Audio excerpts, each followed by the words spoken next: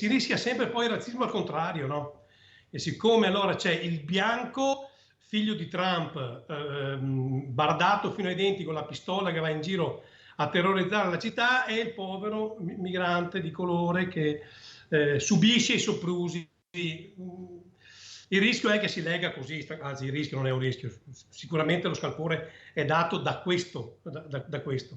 La vicenda, che vede coinvolto il 32enne nigeriano Kingsley e la guardia giurata, muove la politica.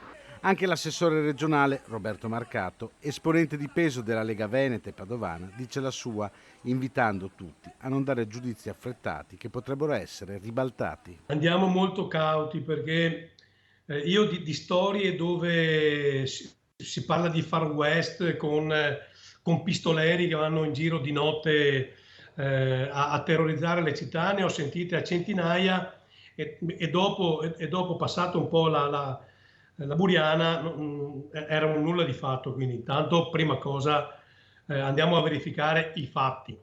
Dopodiché c'è una differenza sostanziale fra far vedere che hai una pistola in una fondina perché ce l'hai, perché è il tuo lavoro, e puntare la pistola contro qualcuno, o addirittura peggio. Quindi insomma anche qua è tutto da verificare.